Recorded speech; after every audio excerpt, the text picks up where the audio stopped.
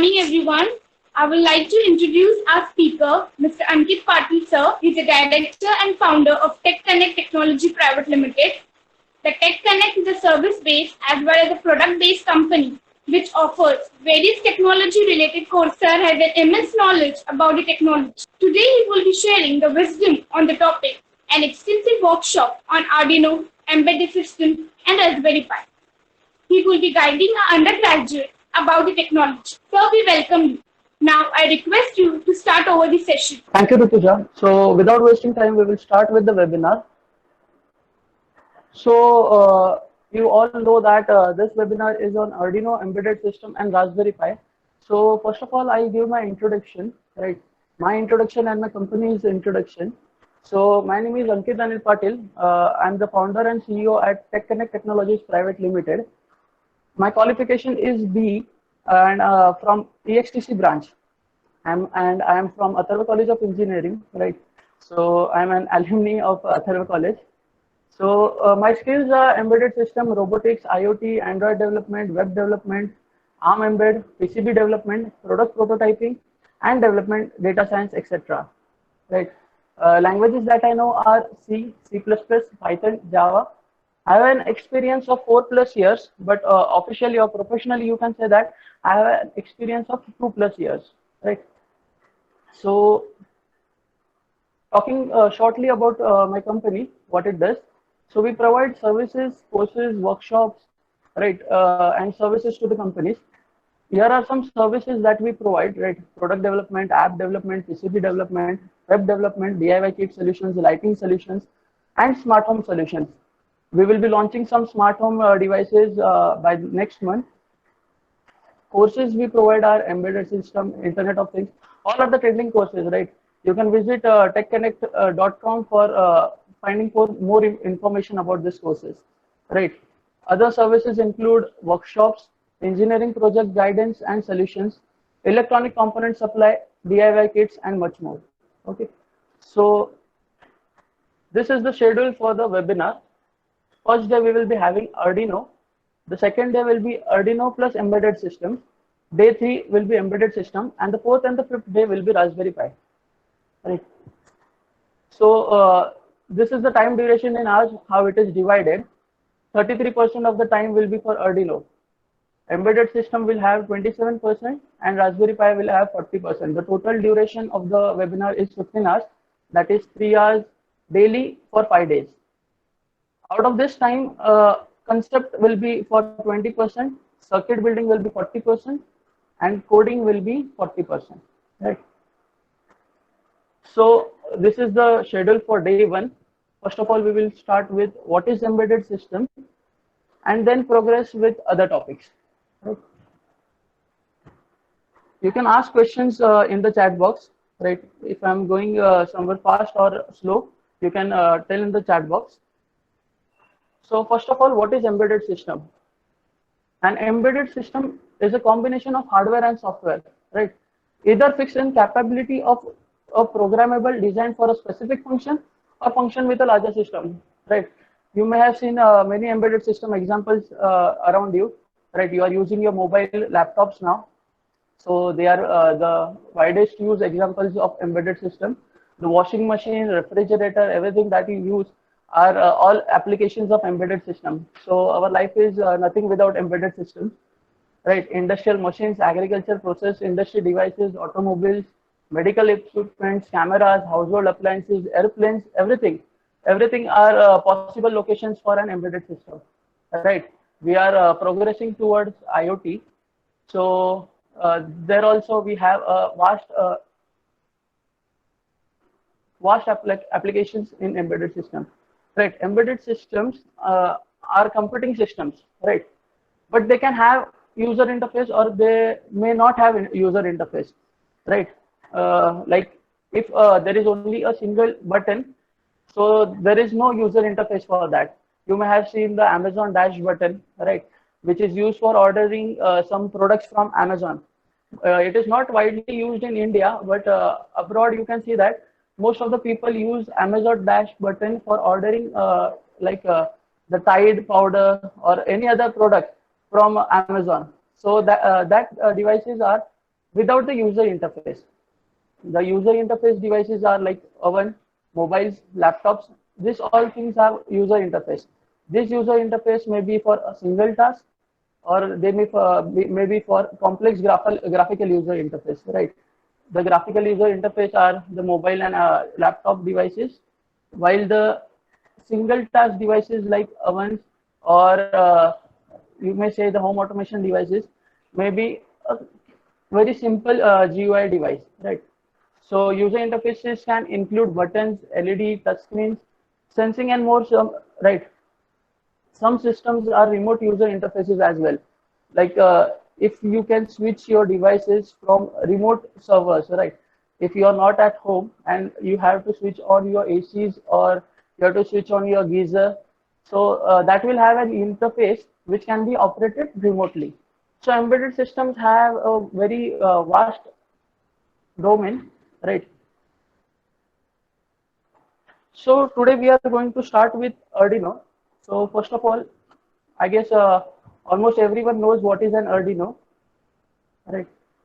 So Arduino is an open source prototyping platform based on easy to use hardware and software, right? Why we use Arduino is the main reason, like the cost is less for an Arduino device as compared to other devices or other microcontrollers that we use, right? It is an easy to use hardware, right?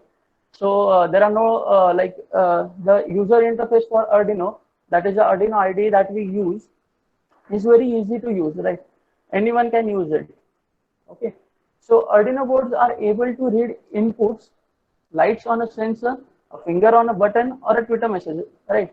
It can be used for anything. It can have an input as well as an output, right? So it can be used for activating a motor, turning on an LED, publishing something online, having a database, etc. So you can tell your board what to do by sending a set of instructions to the microcontroller. It is like the brain of the project. Okay. Since Arduino is so flexible and open source, Arduino is the best solution if you are interested in creating interactive objects or environments, no matter you are an artist, designer, hobbyist, or a student, right? So these are some of the different Arduino boards that we can use, right? First of all is the Arduino Uno board, then is the Leonardo Mega 2560, LilyPad, and other boards. So depending upon the applications, the Arduino boards are selected, right? The first main thing that comes into mind when you are selecting the board is the number of inputs and outputs which are required for a specific project. For example, if the project consists of 4 or 5 inputs and 2 to 3 outputs, then you may not take a board which has 50 or 60 input and output pins, right? Depending upon the number of inputs and outputs, you will select which board to use. Another factor that comes into mind when selecting a board is the cost of the board. Right? The cost of the board or the budget of the project should not go beyond your limits. It should be within the limits of your budget, right? So the third thing that comes is the space that it takes, right? The Uno, the Leonardo board, Mega board, all are big boards, while the Mini and the Pro Mini Nano boards take less space as compared to these boards. So depending upon your application or depending upon the size of the device, you may select your board. The LilyPad board is a board which can be sewn into your clothes, right? You can stitch it into your clothes. So your clothes may also become embedded system device, right, for various applications. Nowadays, there are various shirts and ties which have NFC tags into it, right? So embedded system applications are very vast.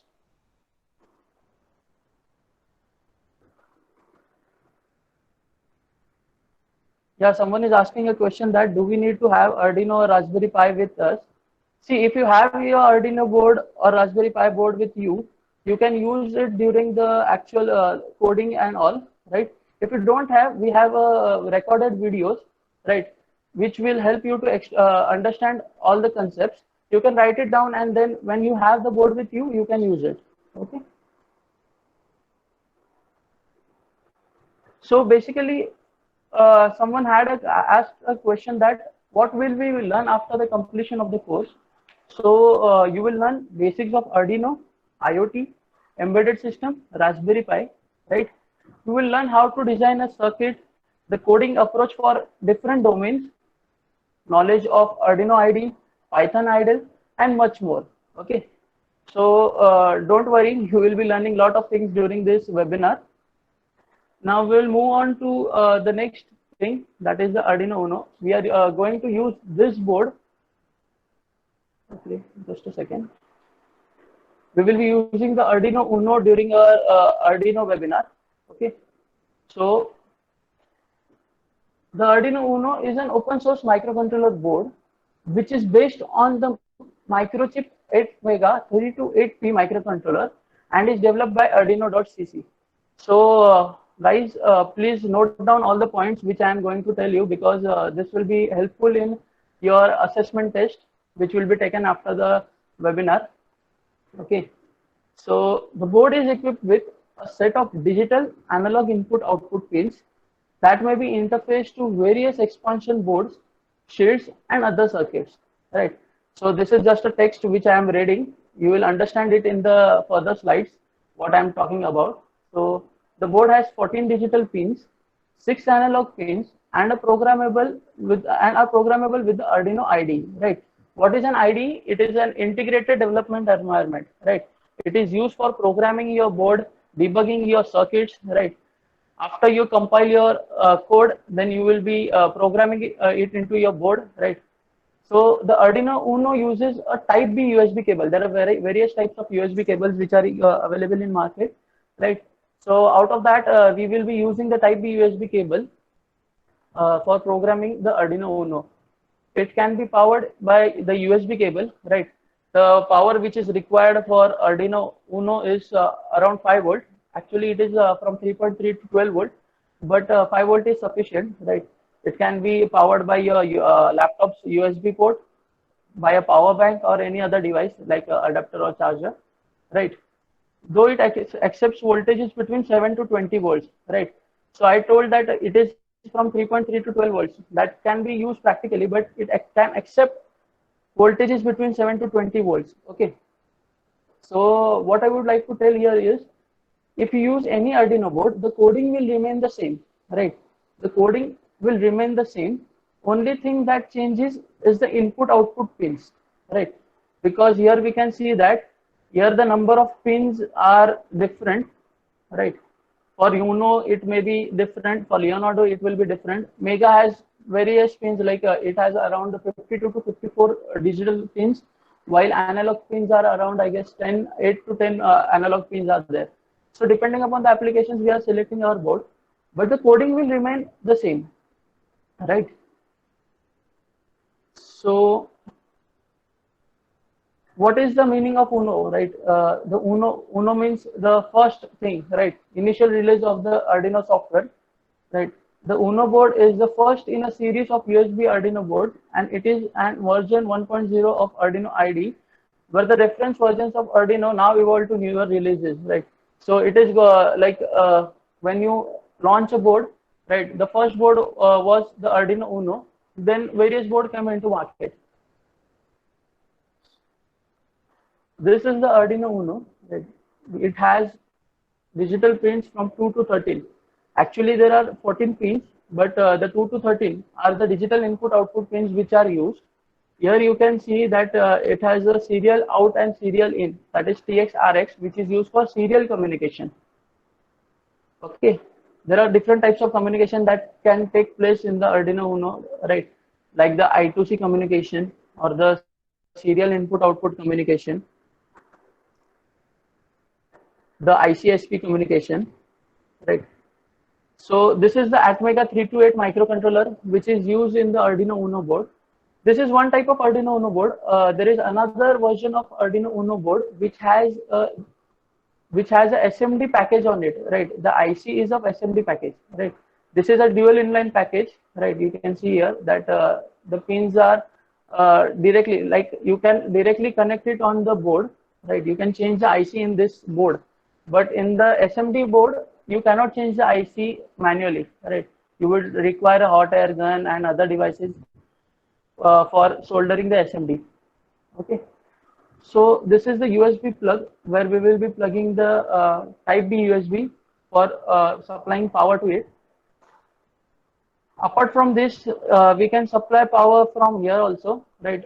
Here we can have a 9-volt battery, a 12-volt battery, or a variable power supply where we can set the voltage to around 12 volts, right? So here are all the reset pins, the voltage pins and the ground pins. Okay. So the Arduino has a 3.3 volt onboard voltage supply and a 5 volt onboard voltage supply. This means that it can supply a voltage of 3.3 volt or 5 volt, right? Even if you give a 9 volt supply at this point, you will get a 3.3 volt supply from here and a 5 volt supply from here. Okay. So it has an onboard voltage regulator on the board, right? An analog reference pin is available here. A digital ground pin is available here. Mostly these two pins are not used, it are not frequently used. Okay. We have our analog pins here. So from A0 to A5, we have 6 analog pins here. So each analog pin or a digital pin will have various use, right, various applications. Here, two things are not written, the SDA and the SCL pin. So the A4 pin is the SDA pin, while the A5 pin is the SCL pin. Okay. So these are used for I2C communications. I2C communications will have two requirements. That is the SDA. SDA is the data line, while the SCL, it is the clock line. Okay. So this is the overall board configuration of Arduino. Now we'll move on to the introduction of Arduino IDE and FreeDSig. So for Arduino, we will be using two softwares, the Arduino IDE and the FreeDSig software, right?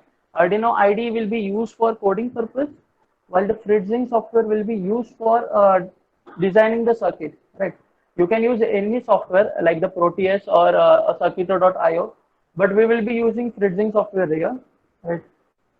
So what is an Arduino IDE, right? It is an open source Arduino software which is used to write code, debug it and upload it to the board. Okay.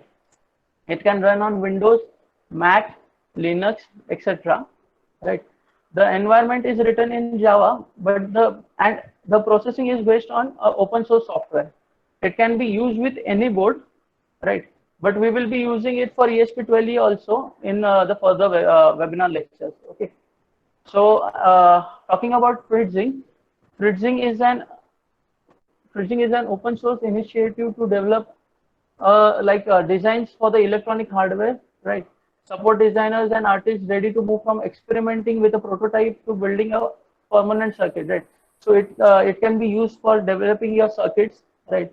Or you can use it for also a PCB designing and various other purposes. So these are the links to download the Arduino IDE and FreeDSig. So if you have your Arduino board with you, and if you want to check whether how to download the Arduino IDE, so I'll show you.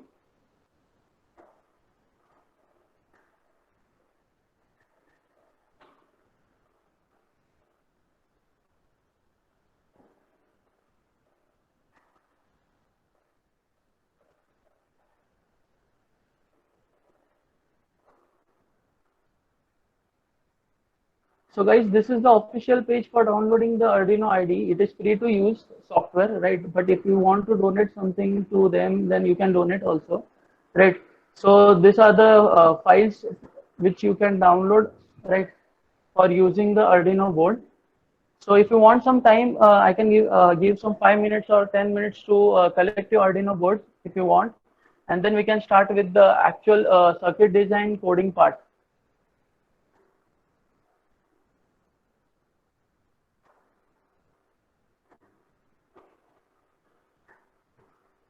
Hello.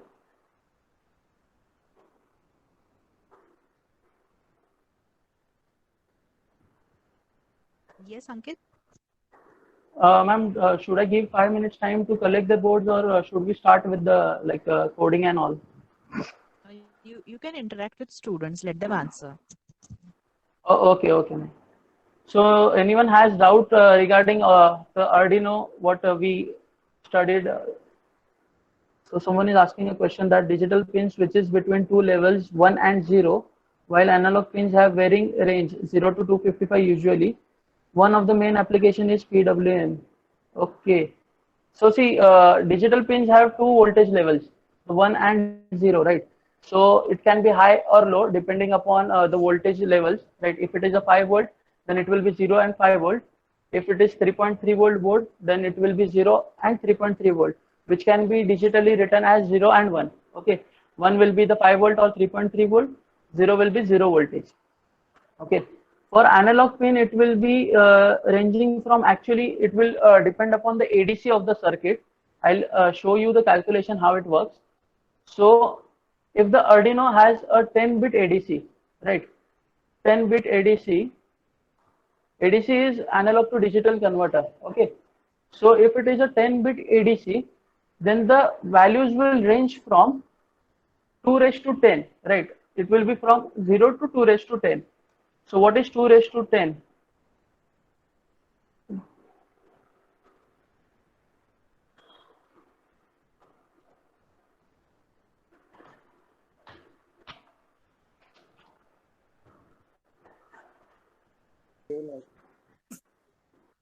Hello. If anyone wants to answer, you can switch on your, you can mute off your mic and answer. What is 2 raised to 10? Value for 2 raised to 10.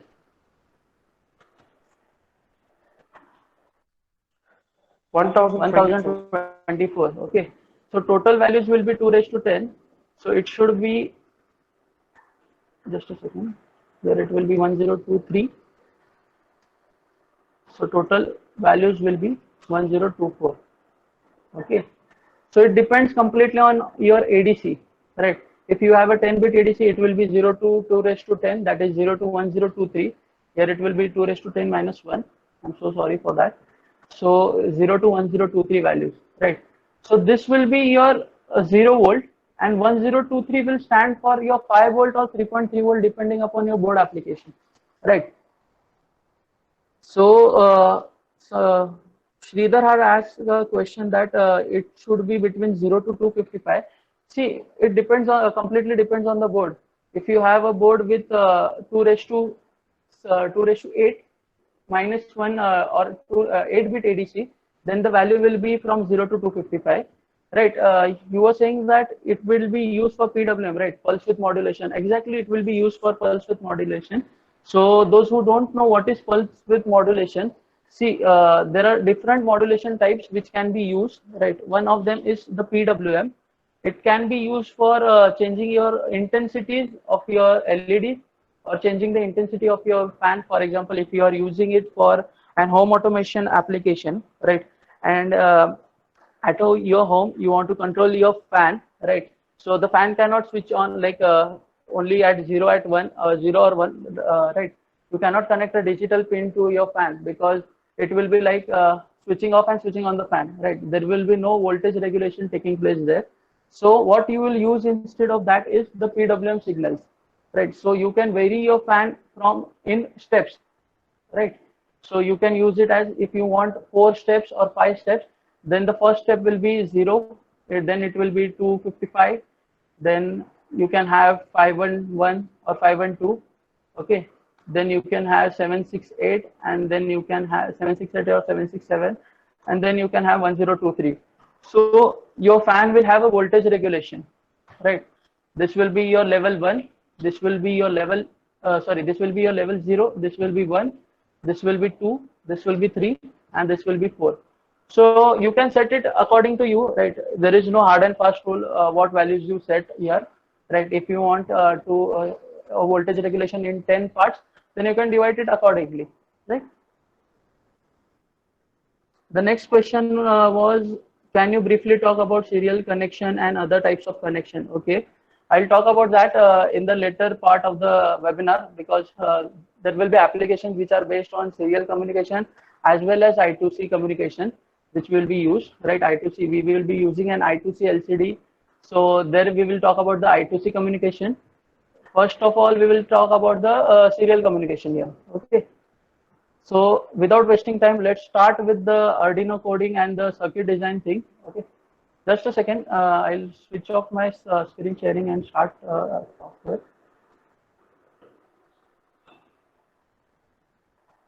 So this is the FreeZing software which we are going to use during the circuit designing part of our webinar, right?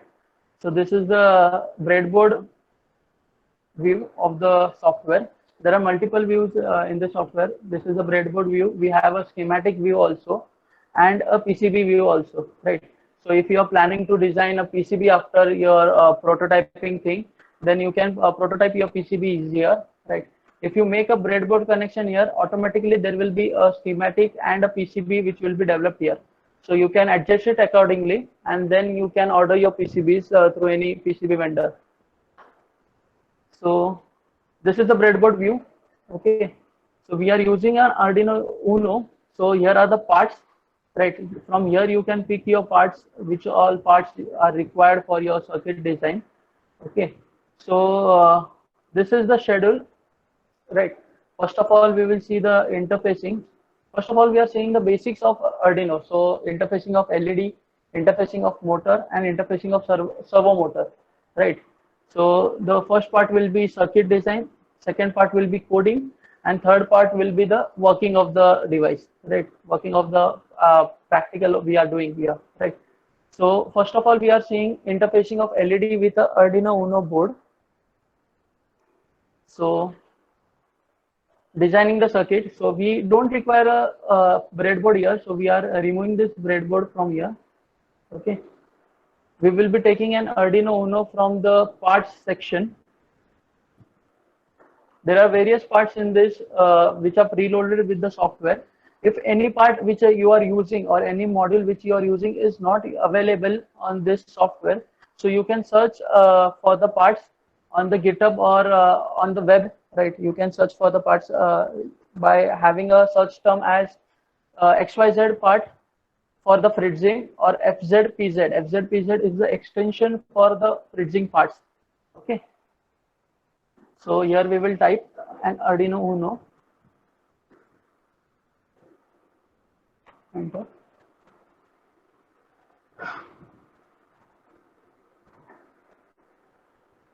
So here you can see there are various Arduino boards which are available. So out of this, I want the Arduino Uno board. So I'm taking this board here. Okay. By scrolling the mouse, you can zoom in or zoom out. And if you press Control and scroll your mouse, then the part will go down and up. Okay. So these are some basic, basic terms which can be used like here.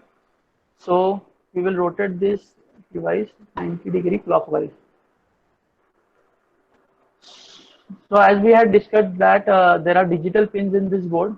So these are the digital pins 2, 3, 4, 5, 6, 7 till 13. All these are the digital boards, right?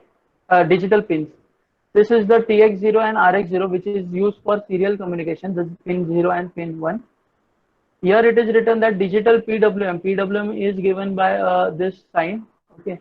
So these pins are the PWM pins. Pin number 11, pin number 10, pin number 9, 6, 5 and 3. Other pins cannot be used for PWM signals. Okay. So if you want to use a PWM signal in your project, so you have to use only these pins which are specified by this mark. Okay. Now here we can see that we have a input pin here and a ground pin here. So you can power your board from here also. You can supply a 9 volt or a 5 volt supply here. Okay. So here you will give your 5 volt and here you will give your ground, right? So these are the output pins or the output terminals. Okay. This is the ground pin. This is a 5 volt pin, a 3 volt 3 pin, and the reset pin. Here you have an analog reference pin and a digital ground pin. So you can use all these pins also. Now here we have the analog input pins, right? A0, A1, A2, A3, A4, A5. Okay. So Arduino Uno has a 10-bit ADC in it. Okay, 10-bit ADC. So the output for these pins output for this pins will range from 0 to 1023. Also, the input will range from 0 to 1023, which can be then converted into different values. Okay. So if we are using a sensor, or consider a device which we are using is of 5 volt. So the 0 volt will indicate the 0 value, while the 5 volt will indicate the 1023 value in this case. Okay, this is the IC, Arduino IC, which we are using. So first of all, we are interfacing an LED with it. So we will take an LED from here.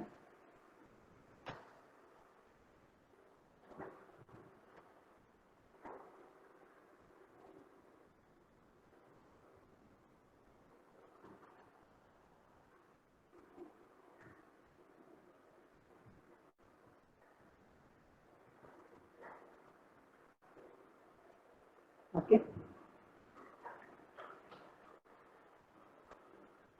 So we have two parts which are required for this circuit. So the one is the LED and the other is the Arduino Uno board. So here, when we point our cursor here, so here we can see that it is the cathode pin and this one is the anode pin. So we will supply our 5 volt or the digital pin here, and the ground will go here. Okay. So I am connecting this. So I will be taking the ground wire from here. Okay. I will recolor it to black. Okay. And I'll be using a digital pin here. So I can use any digital pin ranging from 2 to 13. So I'm using the second digital pin.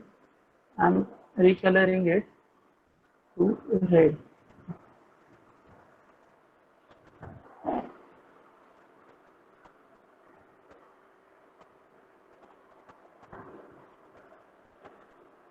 So this is the circuit for the first part, right? Interfacing of LED.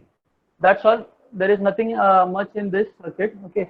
So what we have to do in this circuit is we have to make this LED glow for 1 second, and then it will switch off for 1 second, and this will continue in loop. That means it will be on for 1 second, then off for 1 second, again on for 1 second, then off for 1 second. So we will be writing a code for this circuit, and then we will be uploading it to our board. Okay. So just see that we have used the digital pin 2, right? Pin number 2, and this is the ground pin here. Okay. So we will go to the Arduino IDE software, right? So this is the Arduino IDE software. Here you can see that the date is written. This is the file name.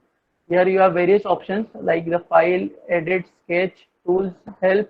Here you will find verify, compile, right? For compiling your code, for uploading your code using a programmer, including a libraries, right? In the later part, we will use libraries, so we will be using this section also, right? So this is the dummy code or the basic code which it is given here. So we will remove this code. We don't want this part. Okay. So we will be writing code for this. Just home this screen. So first comes the declaration. Okay. So first of all, we have used a single LED here, right? So we will be declaring this pin as an LED pin. Okay, as a LED pin. So the declaration will be given as INT. Okay. INT is integer. Okay. So INT LED pin. I am naming the pin as LED pin, and the pin number is 2. Right. This is an integer value, hence we are using this data type INT here. Okay, that's it for the declaration part. This is the declaration part. Now we will go to the setup part of this code. So here we will have void setup. Okay, void setup, and then we will write our code here. So this is the setup code. The setup code always runs only once when you power the board. It will not run again and again, right? The setup will take only one time. So here we will declare the setup. Pin mode. Pin mode will be LED pin, and it will be an output device, right? LED is an output device. While if you use sensors here, then it will be an input device. So here we are declaring LED pin as an output device. So we are declaring the mode of pin, right? In which mode we are using. If it is in input mode, so here we will write input. If it is in output mode, then here we will write as output. So LED pin is an output pin, and the value is 2 here. So automatically it will be pin mode 2 comma output, right? Now that's it for the setup part. Now we will write the actual code or the void loop function. So this is the main function of the Arduino, right? You have to have an void loop statement here, right? So we will write the loop statement here. So what we have to do is switch on the LED for 1 second, right? So we have to make the pin high in this case. So we will write digital write, and this we will write LED pin comma high. Someone is asking that Java is used for programming, right? No, Java isn't used. This is embedded C. Okay. So digital write. What will this statement do is this statement will turn this pin high, right? So it will supply a 5 volt here. Okay. Now we will have a delay here because we want to switch on the LED only for 1 second. So for 1 second we will write 1000 because the delay is always given in milliseconds. Okay. So in millisecond, 1 second is equal to 1000 millisecond. Hence we are writing 1000 here for 1 second. Okay. So the delay is in millisecond. Hence we are writing here 1000. 1000 means 1 second. Now after this, what will happen is you have to copy the same code and write here. Now the pin will become low. When it becomes low, the LED will switch off. Okay. And again we will have a delay of 1000 milliseconds. Okay. So only consider this part. This part will do what is right. So this part will first of all turn the LED on for 1 second and then turn off the LED for another 1 second. Okay. And this will continue in loop, right? This will not execute only once. It will be executed multiple times till your board is switched on or you change the programming, right? Arduino is a reprogrammable board. So if you write this program into your Arduino board, it will run. Afterwards, if you write another program and then compile and then debug it and then upload it to your board, then that program will run. This will be erased. Okay. So the Arduino board can be reprogrammed.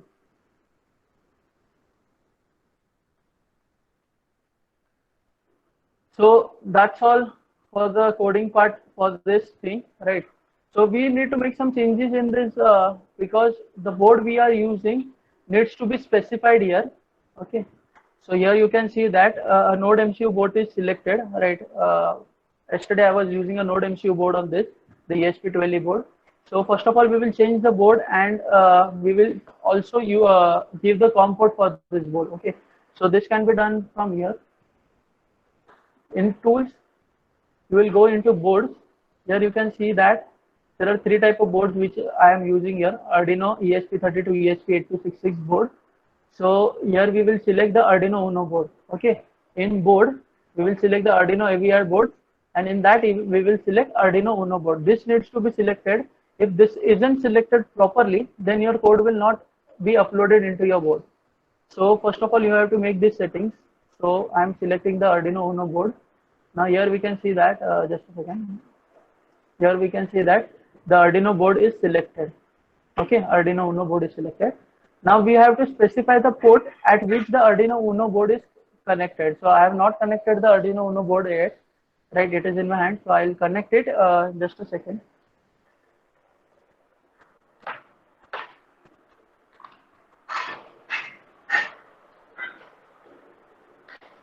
So I have connected the board to this. Now we can see that the port is visible here and it is COM6, right? For your PC or your device, the COM port may be different. For my, it is COM6, that is Arduino Uno is connected at COM6. Right here, you can see that it is written as serial port. Right. So this is the serial function which we are using here. Okay, serial communication. So here we can see everything what it is written here on the serial monitor. Here is the serial monitor. This we will be using in the further webinar practical. So now we are not using the serial port. So this is only for writing it to the board. Okay, so I'm selecting the COM6 port. So now here you can see that the board selected is Arduino Uno board. The port selected is COM6 Arduino Uno. Okay, if I click here, we can see that an Arduino board is connected. Okay, this is the PID VID number. So we don't require this, but just I'm checking it. Okay, so here you can see that it has been changed to Arduino Uno on COM6. Next, we will upload the code. So here are the buttons for uploading and verifying. So first of all, we'll verify the code. Okay, if there are any errors or syntax errors. So first of all, we will click here to verify our board. When you will verify, it will ask you to save the code first. Okay, so I'm writing it as LED1 and I'm saving this code. Okay. So now it has started verifying. Here we can see that the code is being compiled. It will compile and then be verified. Okay. So we will wait for the verification of the code. Once the code is verified, then we can upload it to the board.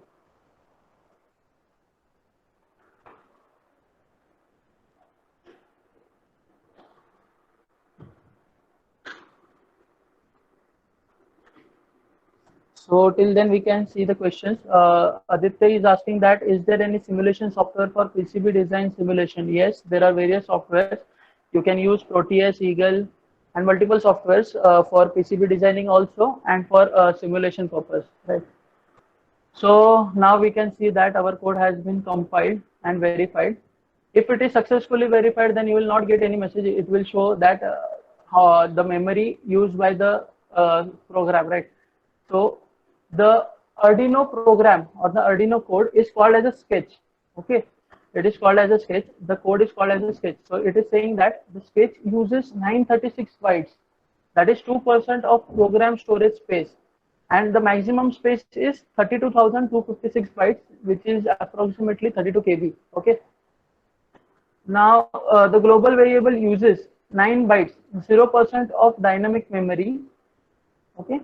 Leaving 2039 bytes for local variables. Maximum is 2048 bytes, that is 2 KB. Okay, so these are the memories of the Arduino Uno, right? Memory values. So now the code has compiled. Now we will upload the code. So this is the button for uploading the code. We will click here. Now it shows that it is compiling the sketch. While you upload, the code will again be compiled and then uploaded to the board. Okay.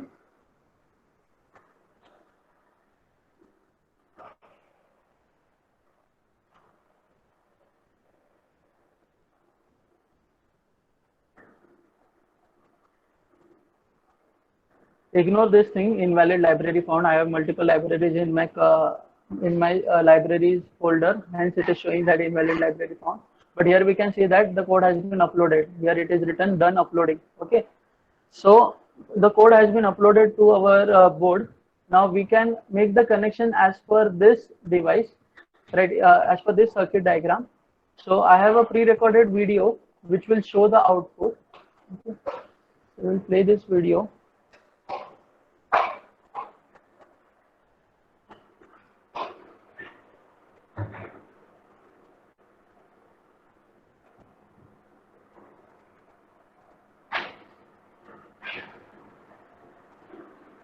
So here you can see that what all things we are using. An LED, right? A red LED is used. Arduino Uno board, right? 2 jumper wires. These are the female to male jumper wires. Okay. The Arduino Uno board has female puffs here. Hence we are using male pins here, and the LED will be connected to the female pins. Okay. A USB to power the device. Okay. So here we can see that this is the longer terminal, that is the positive terminal, and this is the shorter terminal, which is the cathode. So accordingly, we have to make connections. So after connecting, this will look something like this. Okay. And once you upload the code inside this board, so this LED will start blinking, and the manner of blinking will be like this: 1 second on, 1 second off. Okay. So after uploading the code, you can see that the LED has started blinking. Okay. So it is switching on for 1 second, and then it is switching on off for another second. Okay. So here we have seen that what happens when you upload the code which we had written earlier, right? So I would like to ask questions here. So if we want to switch on the LED for say 5 seconds and switch off the LED for only 2 seconds, then what will be the changes that would be made inside the code? What will be the changes here? We have to switch on it for 5 seconds and we have to switch off for 2 seconds only. Okay, first delay will be 5000 and the second delay will be 2000, right?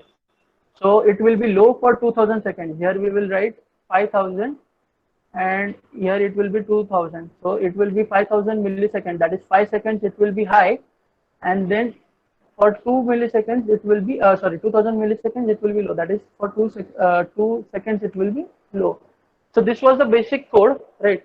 Today we are going to see only the basics of Arduino. As we progress in our webinar, the length of the code and also the complexity of the code will go on increasing, right? Okay, anyone has questions regarding this part, or any other question which you want to ask regarding the Arduino Uno board or anything else?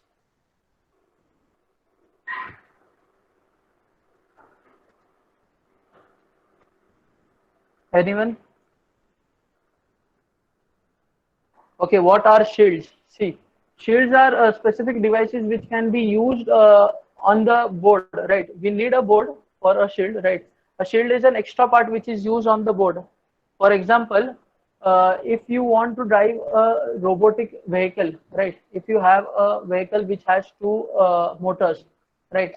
The Arduino Uno board won't be capable of driving two motors simultaneously because the voltage which is produced by the Arduino Uno is just 5 volts, while the motors that will be required motors that will be used will require more than 9 volts or 12 volts. Okay, so in that case we will be using an external shield or a motor driver, right?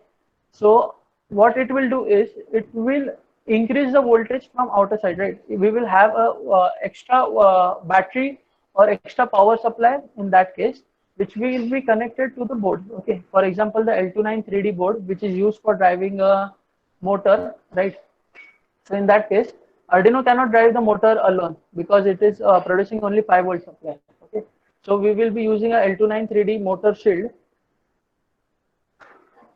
Okay, next question is, we have to always declare pin globally, or we can also declare it in loop. Okay, so depending on your application, you can declare your pin globally or locally, right? Here I had declared it globally. If you want, you can declare it locally also. Right, you can also use it directly like this.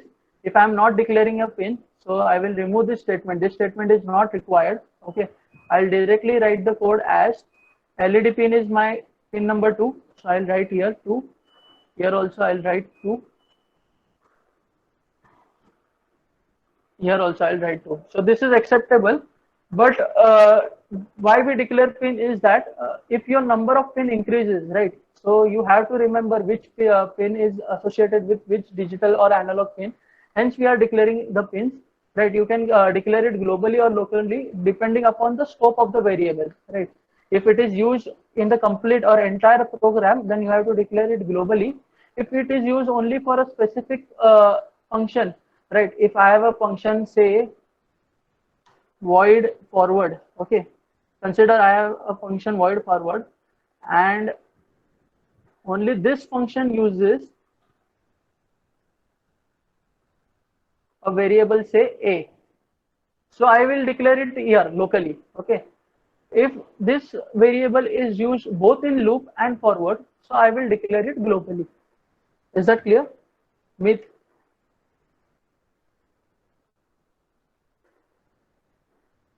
Okay.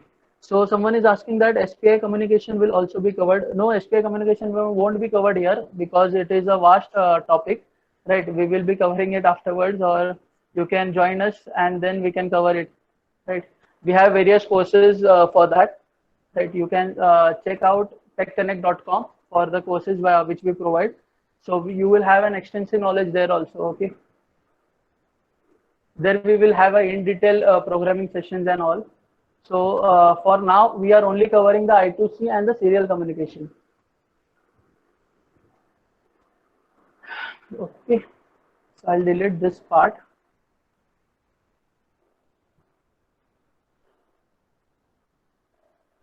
Now moving on to the next thing, that is interfacing of a motor, right? So we will be interfacing a motor now. Okay.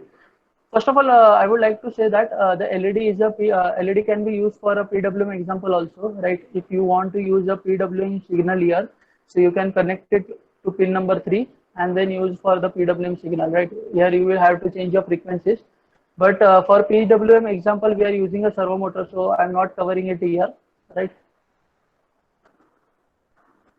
So we will move towards the motor interfacing, right? Interfacing of motor with Arduino. Which programmer we select in the Arduino IDE? Okay, which programmer? Also.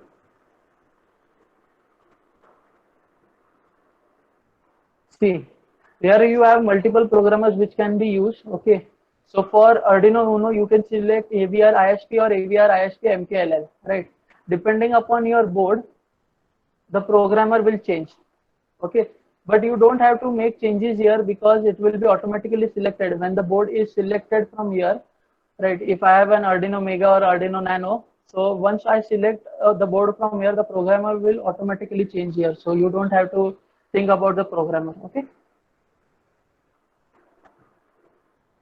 so moving on to the next example, that is interfacing of a motor, right? These are all small devices but are very useful because if you know how to switch on a LED and switch off a LED, you can use that logic. The logic will be same for the relays also, and you can make a home automation device too, right? By using the same logic. So we will see that too tomorrow, right? But first of all, now we will see the interfacing of motor. So I am removing this part. Now I'll replace it with a motor. Okay.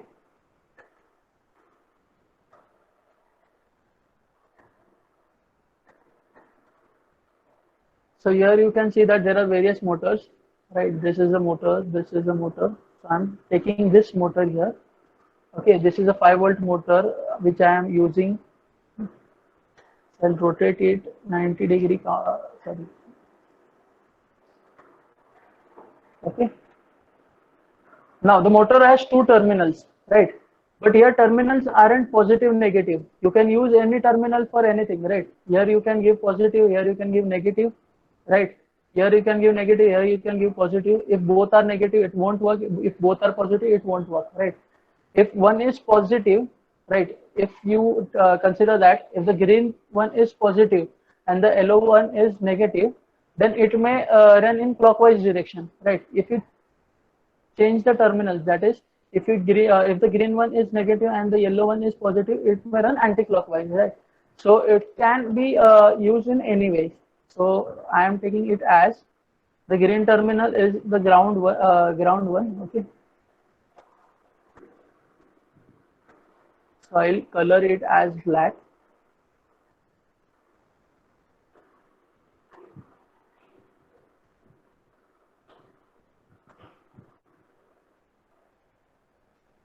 And then here I am using a digital pin, right? So we will use the same pin, that is the digital pin 2. Okay. So the wire color I'm taking is red. Okay. Now these are the connections for interfacing of a motor with the Arduino Uno. Now see, here what we need to take into consideration is if you are using a motor, right, and if the motor voltage is less than or equal to 5 volt, then only the motor will work with an Arduino Uno directly. Okay. If you are using a motor which has a voltage value of more than 5 volts, right? If it requires more than 5 volts for driving the motor, then the Arduino is not sufficient or will not be capable of driving this motor directly. So in that case, you need to use a L29 3D motor driver. Okay. So this is, I'll show you the L29 3D motor driver. Just a second.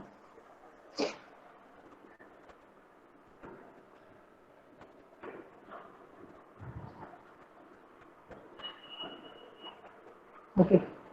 So this is the motor driver shield. Someone was asking about shield. So this is the shield which we are using. Here you can see that there are 4 motor input pins which will come from the Arduino Uno. Right. Here there is the first space for the motor 1, and here there is the second space for the motor 2. So 2 motors can be connected simultaneously here. Right. And here we can see that Vin is given separately, right? So here separately we can give 9 volt or 12 volt supply so that the motor will be driven on that voltage. Okay, because here only the voltage will be 5 volt to the motor. So for motors with more than 5 volt rating will be supplied voltage from the L29 3D motor driver. Okay.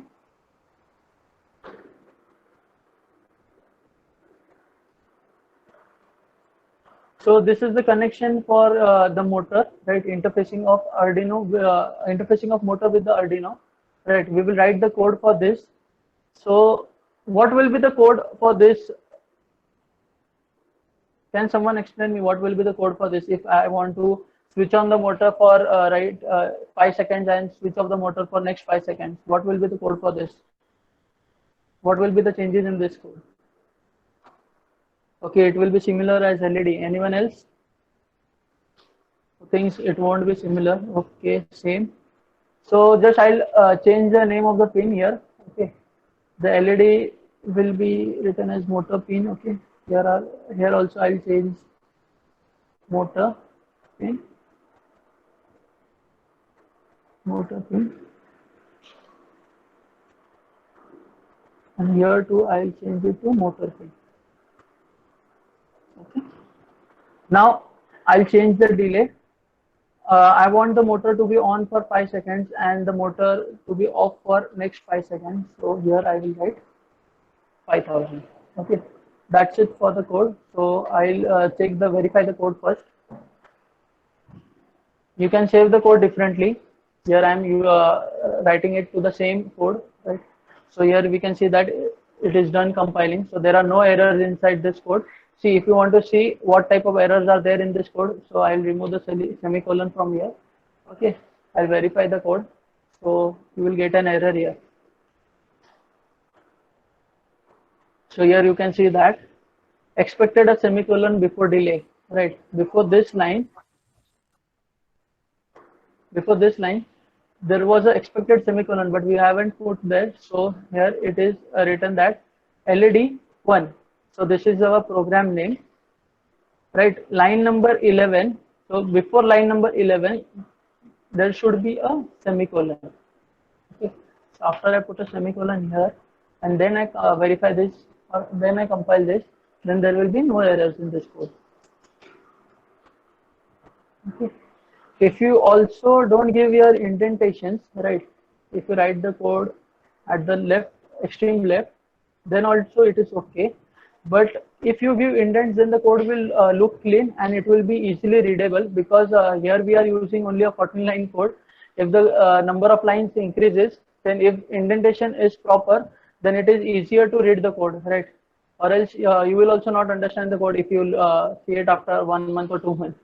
So indentation is required for a clean code. Okay. So the compilation has been done. Now we will upload the code and see what is the output here.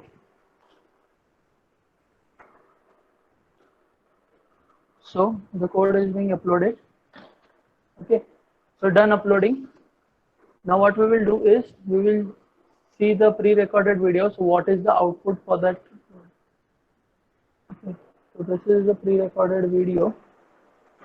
Here you can see that we are using Arduino Uno.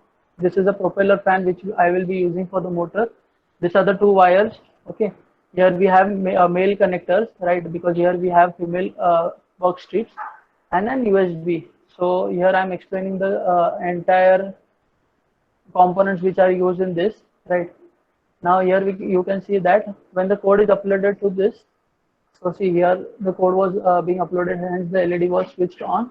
And here you can see that it is switching on for 5 seconds. Then for next 5 seconds it is off. Again it will switch on for 5 seconds, and for the next 5 seconds it will be off. Okay. So this was the interfacing of motor with an Arduino Uno, right?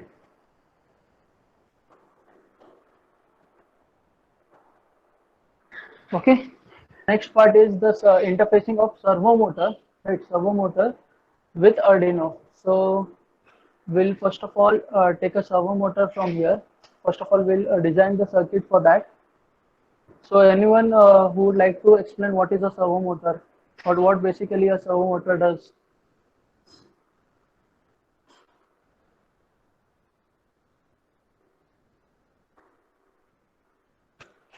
Anyone guys who would like to explain what is a servo motor? I'll show you what is a servo motor first.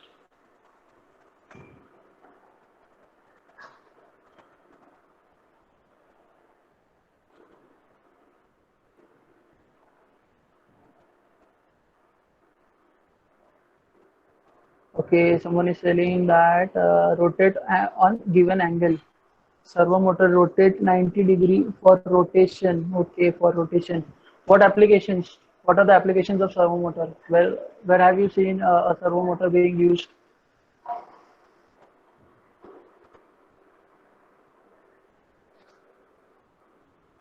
Okay, CNC machine, robotic arms, mechanic hands.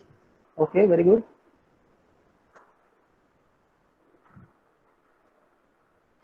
What is the best application you have seen of a servo motor in our college? 3D printer. We have a KUKA robot, right? Okay. So it is a 6 degree of freedom robot, right? So there we are using multiple servo motors. That is the best application where we have used servo motors, right? Okay. So let us begin with the servo motor thing. Here we are using the SG90 servo motor, right? There are multiple servo motors, right? So we are using the SG90 servo motor. The range of this servo motor is 0 to 180 degree. That means it can rotate in a semicircle from 0 to 180 degree. There are multiple servo motors which are available in market. Sorry. So there are 360 degree rotating servo motors too. But the servo motor which we are using here is the SG90, that is a 0 to 180 degree servo motor. Okay.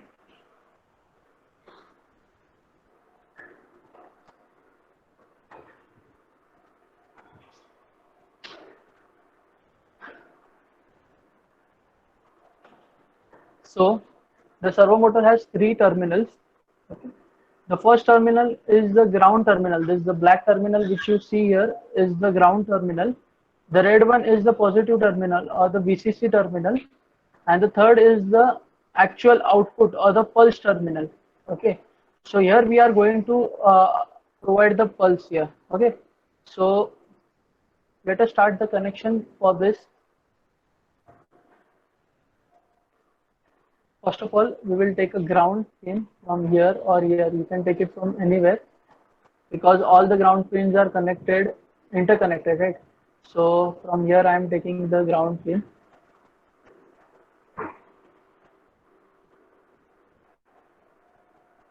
Servo is not an input device. Someone is asking that can we use servo as an input device? Right. Servo is not an input device. It is an output device. See, if you give some command to the servo motor, it will act as the output, right? So it isn't a input device. Sensors are input devices. Okay. Sensors or the keypads, right? Or the buttons. All these are the input devices. Okay. So this we will connect this wire here. I'll recolor it to black because it is the ground wire.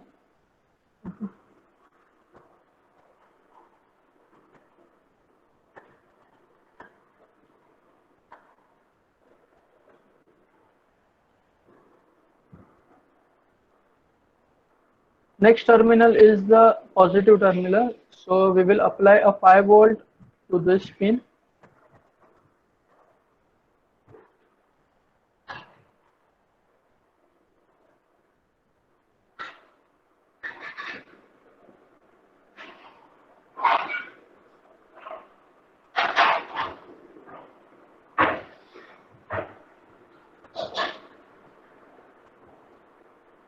We will change the color to red.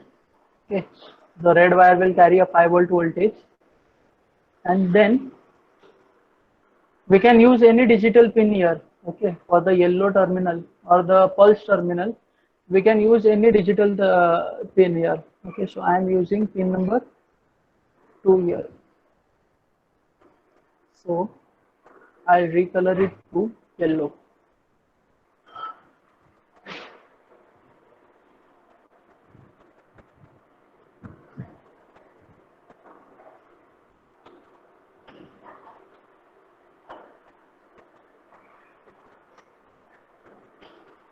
So now the connection is complete. Right, we have 3 terminals of the servo motor. All the 3 terminals are connected to the Arduino Uno. Now we can upload the code to it and check what output we get here. Okay, so what we will do here is basically someone said that it is used for rotating it on a given angle, right? So we will give multiple angles to this servo motor, right? And then we will check whether the servo motor is rotating as per the given angles or not. Okay, so let's go to the coding part. So we will take a new sketch here. Close this one. So first of all, the new thing which we are doing here is including a library, right? So a servo motor will require a library called as a servo.h. So this is the syntax for including a library into the sketch. Include servo.h.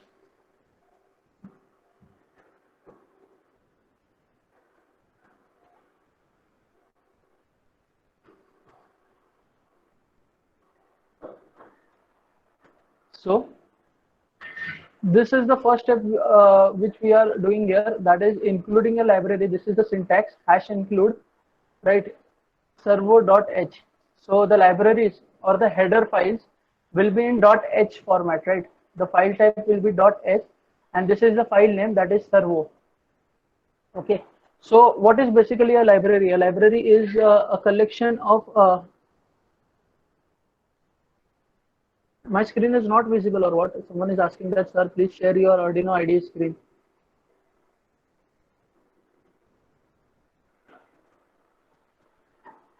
Okay, it is visible, right?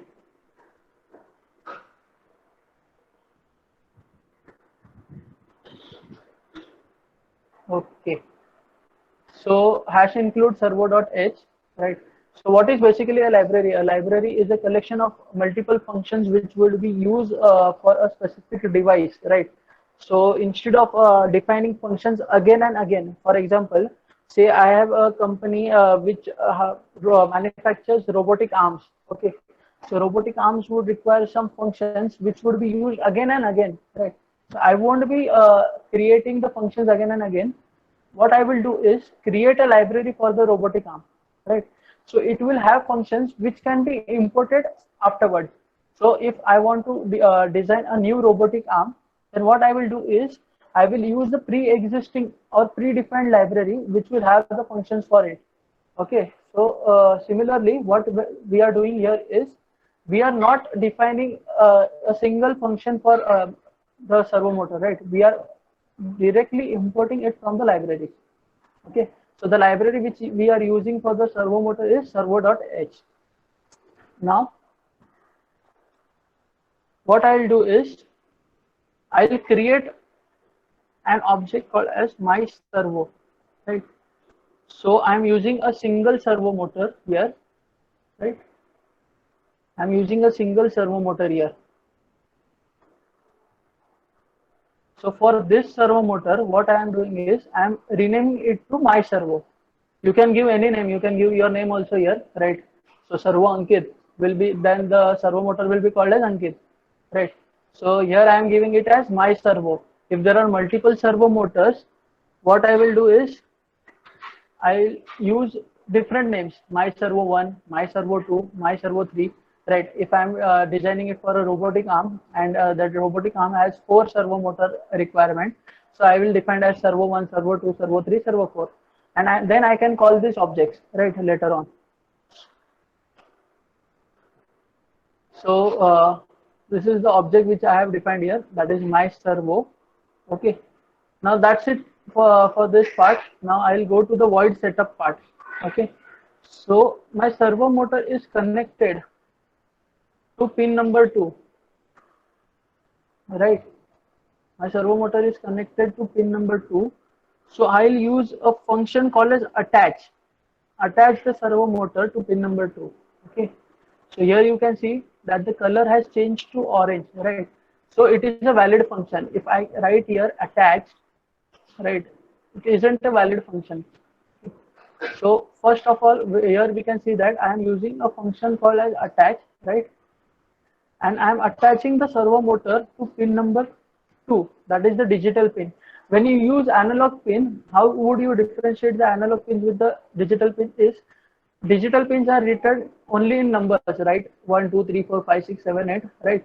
But if you use an analog pin, then you have to specify it starting with a. That is, you have to use a prefix for a, right? A1, A2, A3, A4, right? Then that will define it as an analog pin. Okay, someone is asking, do servo motors work on analog pins? Yes, you can use servo motor on analog pin also, but it would require mapping in that case, right? You have to map the pins values so that the degrees will change accordingly. For example, if you have 0 to 1023, right, it is a 10-bit ADC, so you have to map it accordingly. 1023 will be mapped to 0 to 180, right? So if you give 1023, it will be 180. So accordingly, you need to map it for using it on analog pin. Okay. So this is the part for the void setup.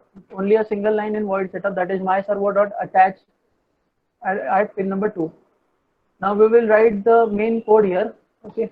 I'll remove this.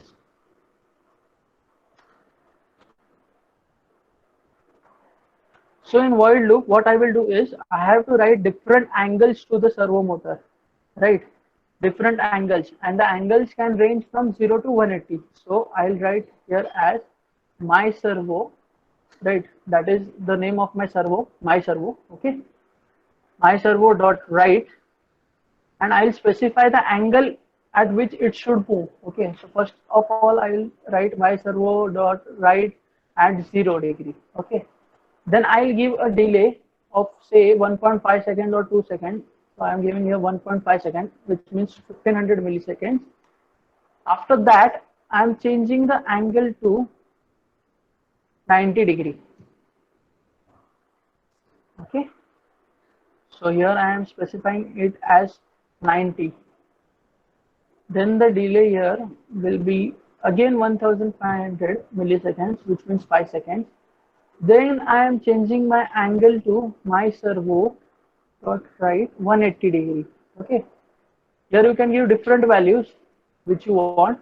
Here I am giving some specific values, 0, 90 and 180 degree. You can use another values too, but it should be in the range of 0 to 180. It shouldn't exceed that range, or your servo motor will start flickering, right? Because it cannot go beyond 0 or beyond 180.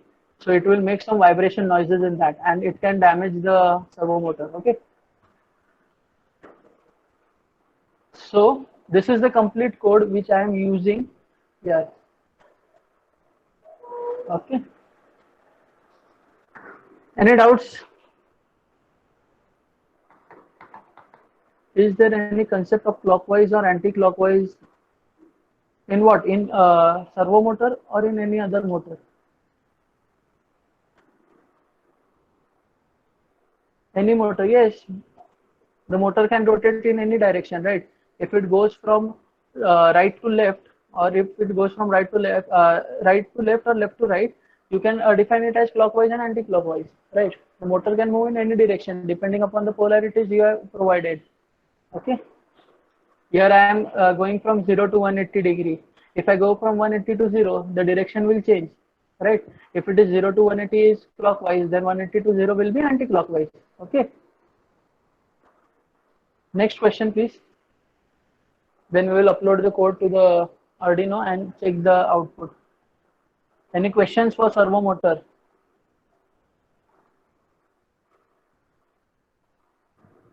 Has someone used servo motor in their projects? Third year, fourth year students? Have you used servo motors in your project? Yes. Have you faced any issues? No, sir. You haven't faced any issue, or you haven't used servo motor? Vedant.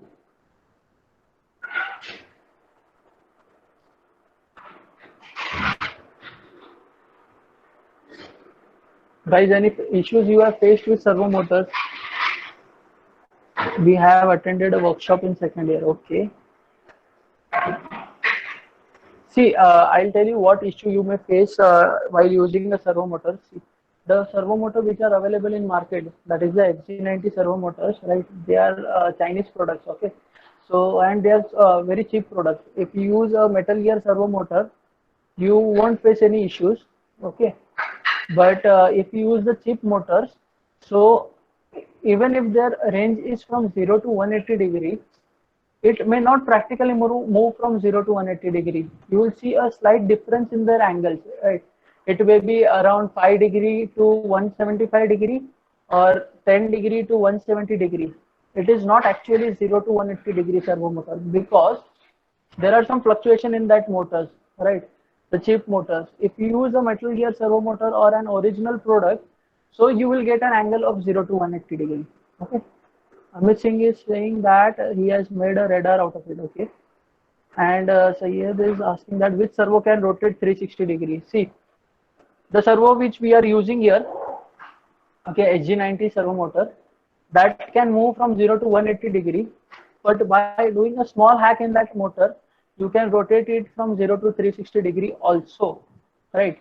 There is a gear inside the servo motor. There are multiple gears inside the servo motor, and you have a pin there.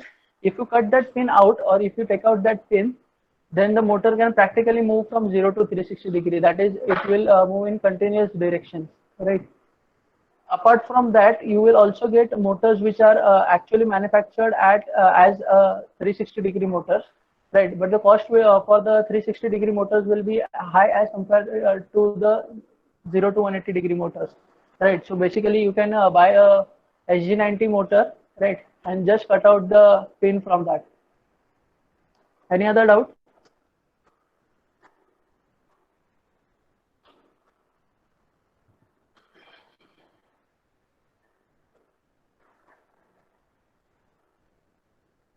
Okay, so let's check the code. If you have any doubts, you can ask in the chat box. Okay, so we will verify this code first.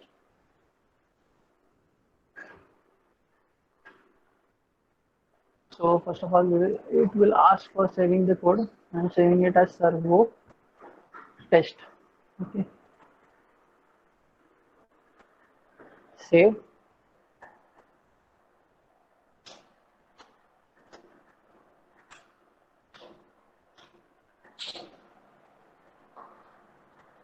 So done compiling. So there is no error in this code, right? The code is error free. So we can upload the code to the board. First of all, we will see that what happens if I use a function which is not written inside the library, right? I'm using a function which is not defined. So what I will do is I will write here my servo dot something like return, right? This function is not there inside the library, right? So what happens is, when, just a second, see, here it is written that there is an error in this line. Okay, it is written that class servo has no member name written. Did you mean right? Okay, so there is no function which is defined as written. So it is asking me whether it is right or not. Okay,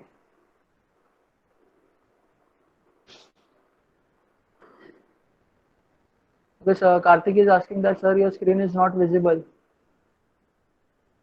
Guys, is my screen visible or not? It is visible, right now?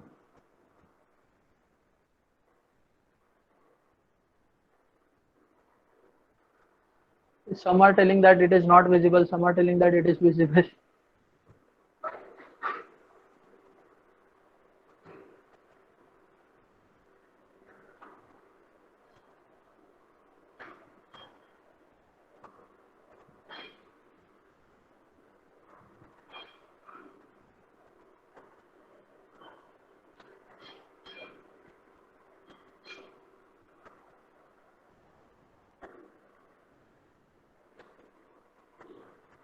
Okay, so I'm considering it as visible because almost everyone has told that it is visible. Okay.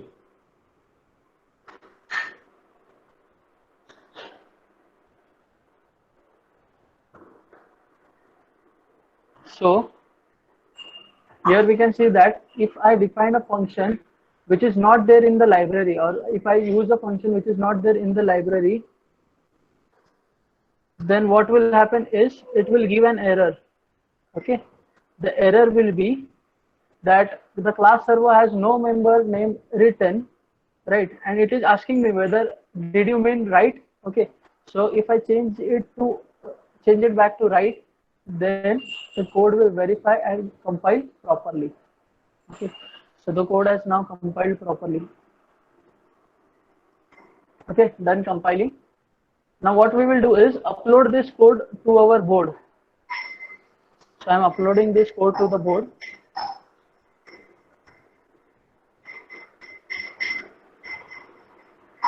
Okay, it is done uploading. Now we will check the pre-recorded video. What is the output of this code? Okay, so to this. Here we have an Arduino Uno. 3 wires are there, right? The servo motor has a wire of its own. This is a female wire. Okay, so we are using male to male jumpers now. First we were using male to female jumpers. Now we are using male to male jumpers because these are female puffs and these are also female wires. Okay, so we are using male wires here, and this is a USB which is used for powering the device. Okay, so these are all the things which we have taken, right? Now we are connecting this.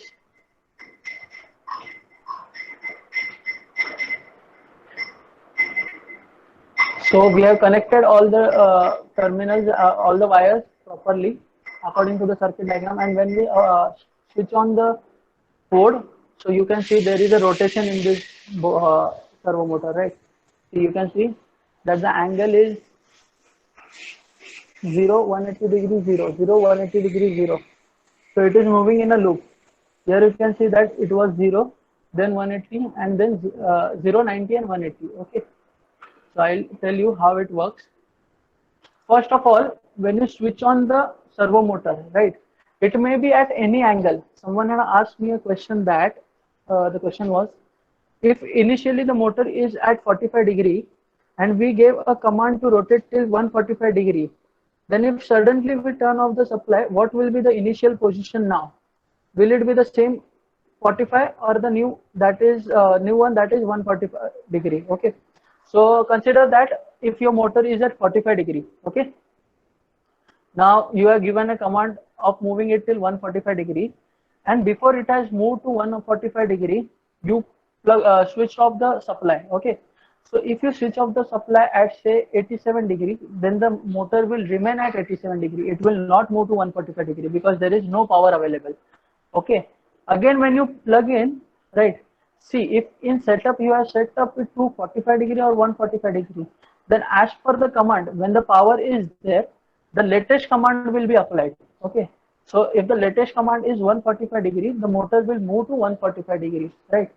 For example, if you have a motor in your hand, right, and it is not powered on, then you can move the shaft in any direction, right, and at any angle when the motor is switched off. But once you power the motor, you cannot manually turn the shaft of the motor, right? You cannot move the arm of the motor. This is because when the power is turned on, the arm will not move. Okay. If the arm moves in any direction, even if the power is on, then it will generate a wrong angle, right? So hence, do not try this when the power is on, because it will also damage your motor. Okay, so in our code, what was happening is, first the angle was set to 0 degree, right? Then the angle was set to 90 degree, and then to 180 degree, right? But after that, it moved to 0 degree directly, right? From 180 degree, because this is moving in a loop, right? So it was like 0, 90, 180, and directly to 0. Again 0, 90, 180, directly to 0. That is why the video was like this. Okay, we will see the video once again.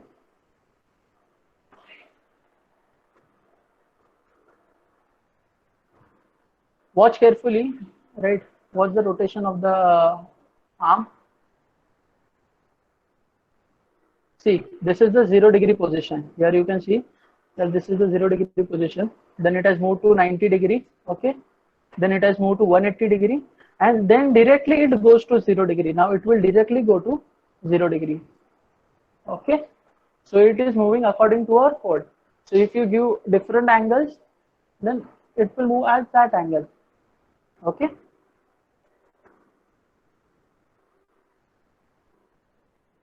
Anyone has doubt about this?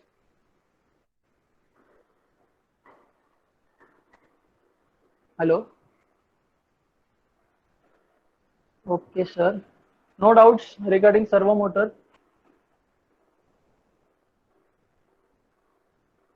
Okay, so we have much time left. So what we will do is, we will use a serial write thing here. Okay, we will check the serial communication, how it happens in the Arduino. Okay, so what we will do is, we will use this example only, right? We will use this example, and in this we will edit some part. Okay, so for serial communication, what we will do is, first of all, we have to set up the serial ports. Okay, so here we have to write serial dot begin. Okay, and there will be some baud rate at which the communication will take place, right? Baud rate is the rate at which the communication takes place, right? There can be multiple baud rates, right? But both the device which are communicating with each other need to have same baud rate, right? If the baud rate is not same, right? If the laptop and your Arduino Uno doesn't have the same baud rate, then what will happen is, you will get some weird characters. Okay, if I am writing Ankit, it will not show Ankit, because sometimes the characters may become invisible, or sometimes it may disappear, or sometimes it may change. Okay, Ankit will become something else. So we need to have the same baud rate while serial communication. Okay, so we need to set the baud rate. We will set it to 9600, right? You can set any baud rate, but some standard baud rates are like 1200, 2400, right? 4800, 9600, and so on. So you can use any baud rate out of this. So I am using the 9600 baud rate. Okay, so serial begin will do what? It will begin the serial communication between my laptop and my Arduino Uno. Okay, next what I will do is, here I am writing my servo.write 0.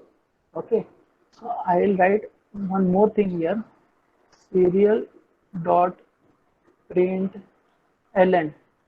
Okay, and I'll write here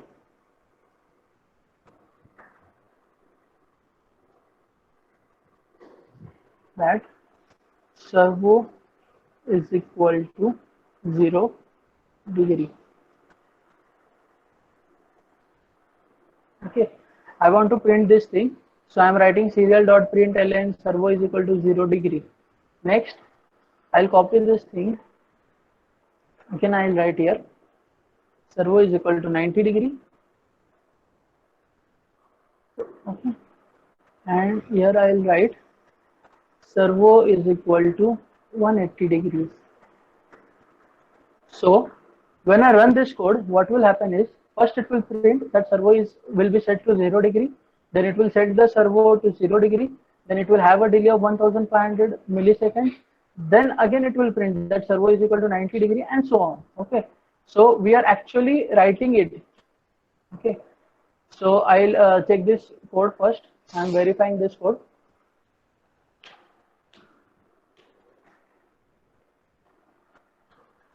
Okay, done compiling. Now I'll upload it to my board.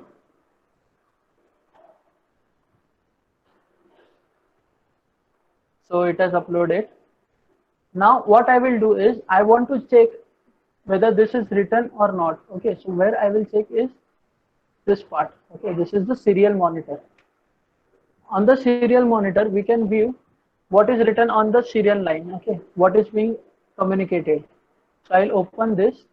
See, here you can see that servo is equal to 0 degree. So now the servo was at 180 degree, then 0 degree, then 90 degrees. Here you can see that 9600 baud has been set. Okay, so here are multiple bauds, right? Multiple baud rates which can be used. So if I change the baud rate, just a second, I'll clear this output. I am changing the baud rate to say 19,200. See, now you can see that some different characters are coming, right, which are not proper. Okay, so if your baud rate is different than what you have written in the code, then you will get these characters. Okay,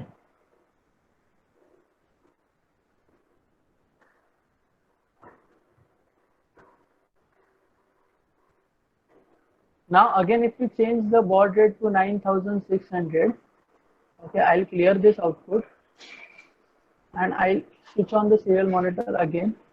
Then we can see that servo is equal to 0 degrees, servo is equal to 90 degrees. So it has started again, right? So baud rate needs to be perfect.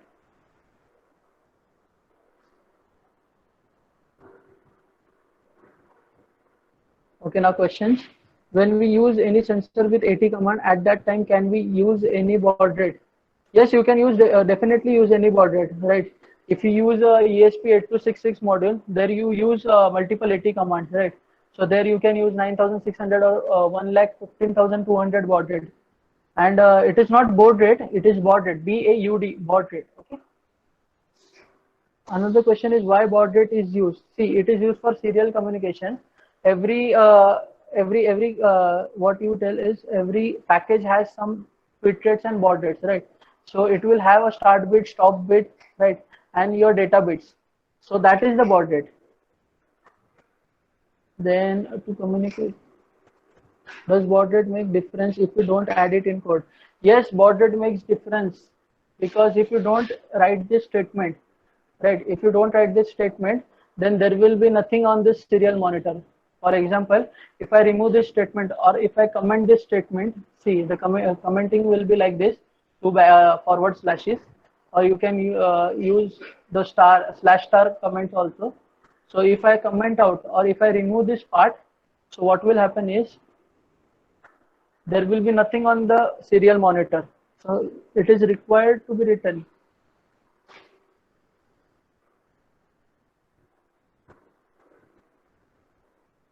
Aditya is asking, okay, so baud rate is used for serial monitor, right?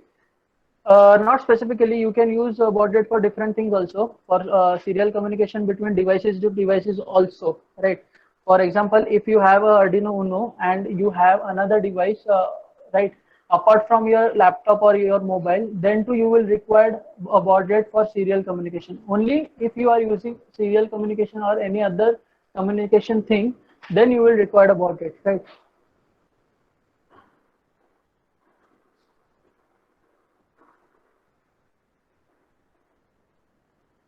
How do we know the correct baud rate? See, there is nothing like correct baud rate. You have to set any baud rate. The only thing you have to take into consideration is the baud rate for the device should be proper, right? Because if you set the Arduino baud rate to 9600 and if your PC is acting at a baud rate of 115200, then they will not communicate properly, right? Hence, baud rate needs to be same for both the devices. Then the question is why is baud rate required in this particular code only? See, whenever you are using serial thing, right, serial monitor, or whenever you have a communication between two devices, then only baud rate is required, right? First, when we did the servo motor thing, first we hadn't used that, right? But when we use the serial part, then we are using the baud rate, okay?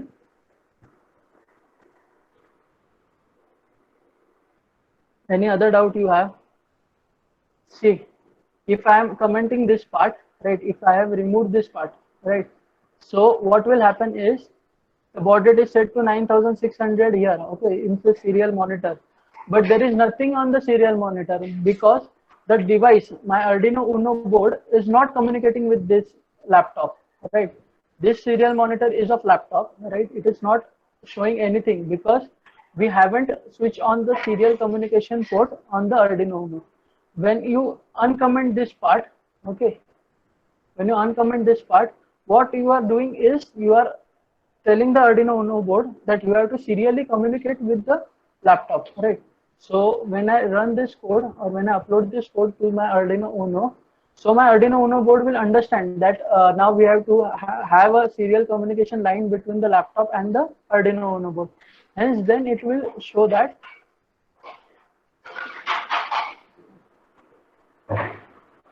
show the values here, okay. So for serial communication, it is required or it is essential that you have to provide a baud rate, okay.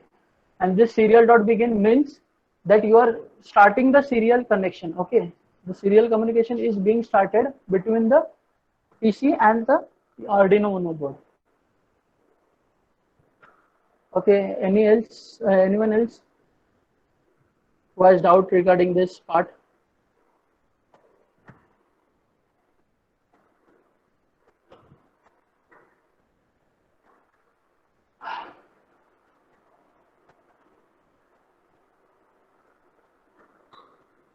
Okay, so do you want to see what is included in a library? I'll show you quickly what is there inside the library. Just a second.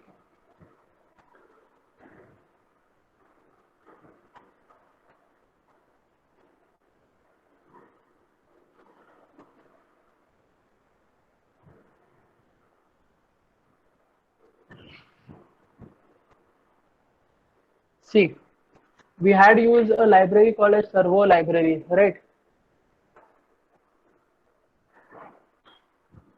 Okay, so we had used a library called as servo.h. So you will see what is there inside the servo.h library.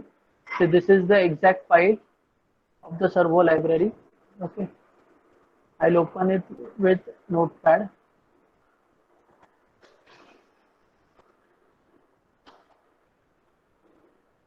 See, all the functions which we will be using for our servo are defined inside this.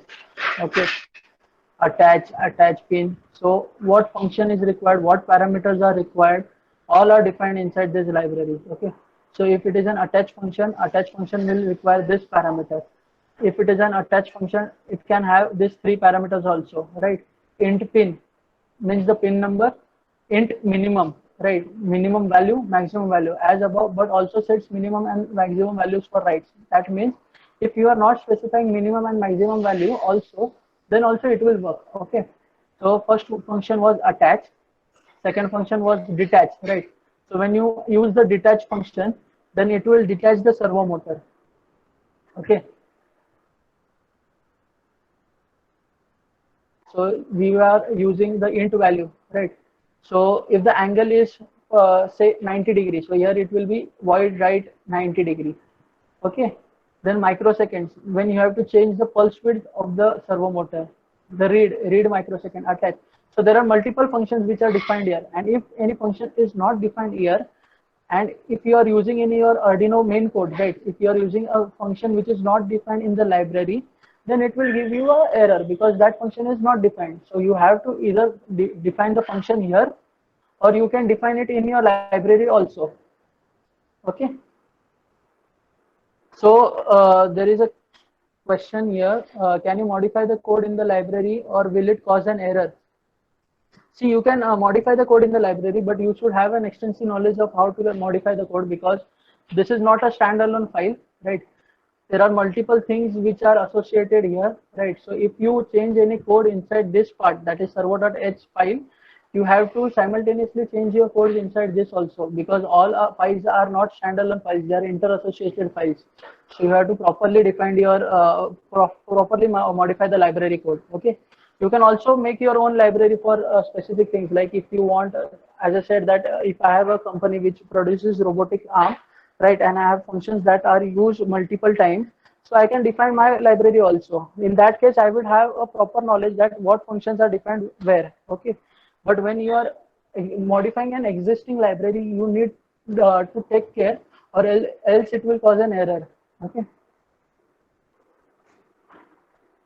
Okay, so next question is from Amod.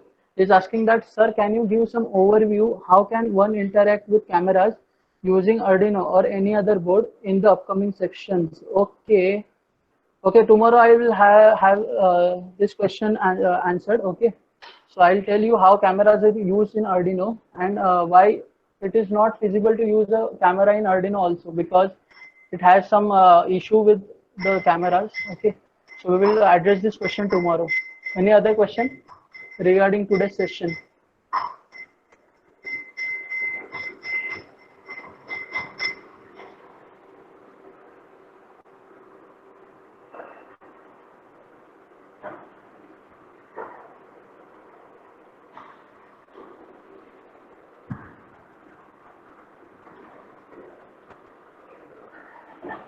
Anyone who wants to ask anything, can I ask your questions now?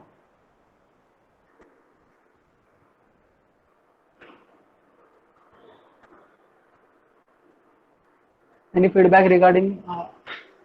Okay, sir, can I revise of today's question if possible?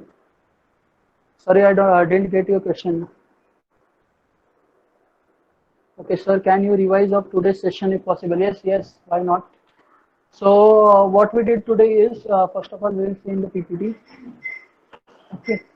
So first of all, we have seen that what is an embedded system, right? It is a combination of hardware and software, which is used for a specific capability, which has a specific capability, or which is used for some specific function.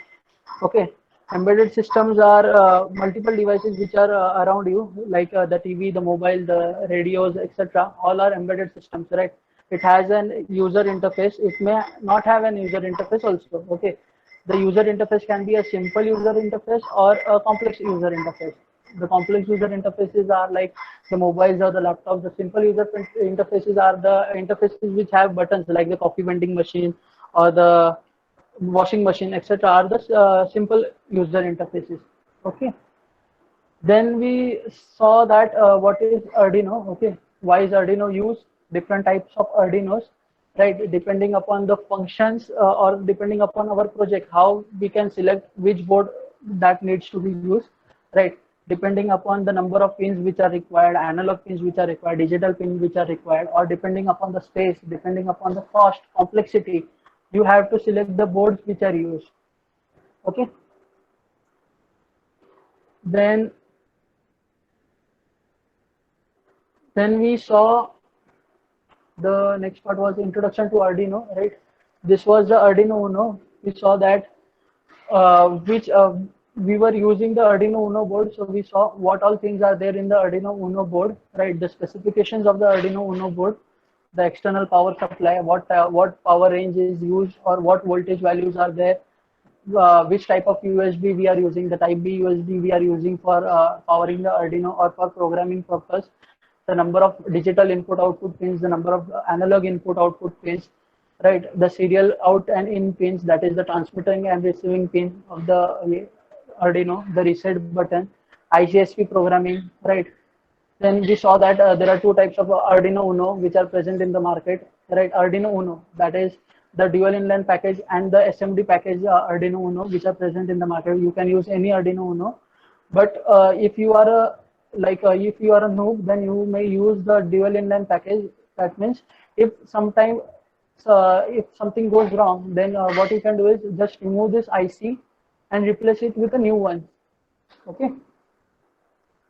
So next we saw that the Arduino Uno has an onboard voltage regulation, right? So that is why we get a 3.3 volt and a 5 volt supply from here. Okay. Next was we saw that what is Arduino IDE, right? IDE stands for Integrated Development Environment, right? For developing something, for debugging something, compiling, verification.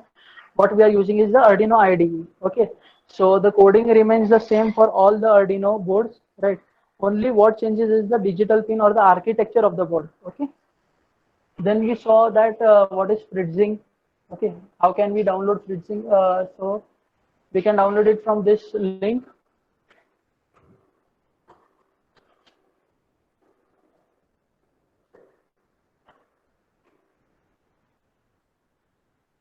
Then we saw the interfacing of three components, okay, the LED, motor, and the servo motor. So first of all, we saw the circuit design. The circuit design was done in the Fritzing software, right? The coding was done in the Arduino IDE, and the working we saw in the recorded videos, right? So we saw multiple devices here. Now here, this was the Fritzing software, right? In Fritzing software, okay, I would like to add something here. Okay, so when we were designing in the board breadboard view, right, something was being developed in the backend tool. Okay, so see here, when we designed the board in the breadboard view, here also connections were being made, right? A schematic was being developed. Only the thing is that this is something like this is not arranged properly. You can arrange it properly so that the schematic looks proper. Okay. And another thing is a PCB view also was being generated here. Okay. So this software, if you design something in schematic, it will automatically design in breadboard and PCB. If you design in PCB, it will automatically design in breadboard and schematic. Only thing is that you have to arrange it properly, right? Arranging is not done properly in this software. You have to arrange it manually. Okay.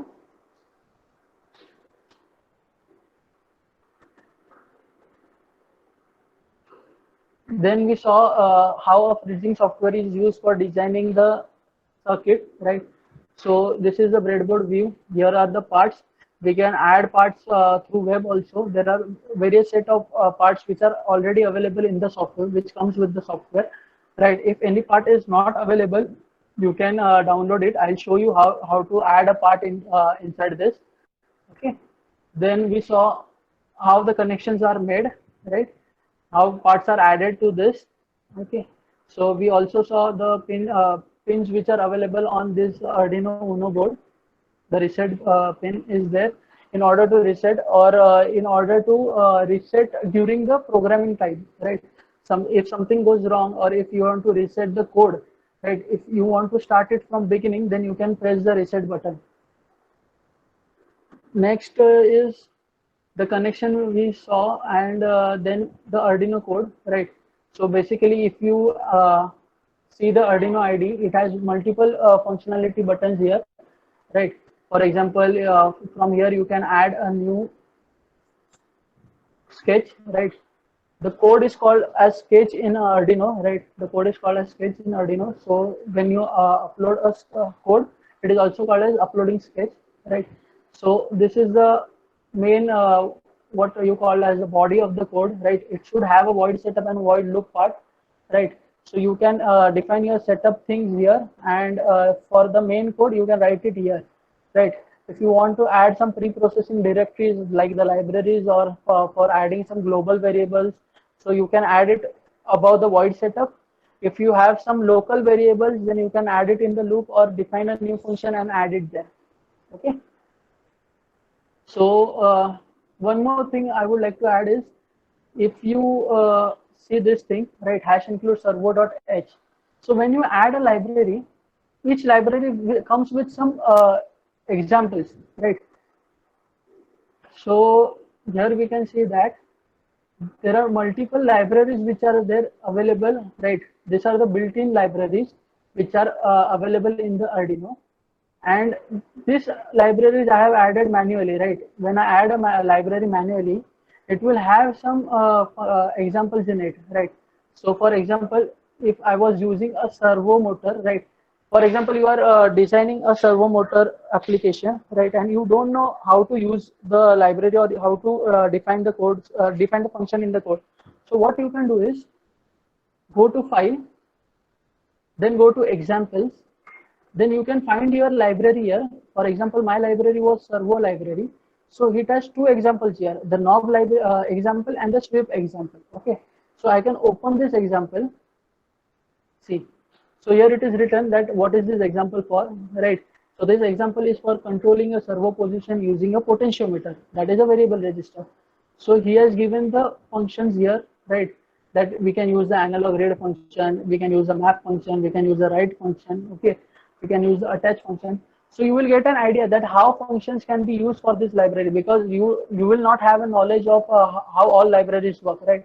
If it is a new library of, or if it is a new sensor and you want to see how it works, then you can anytime go to the examples part and check what functions are there available in this library. Okay, so this is one way of checking what functions are available in this library, by checking the examples, or else you can directly go into the library files, as I show earlier, that you can go into the library files and then you can view it from there also.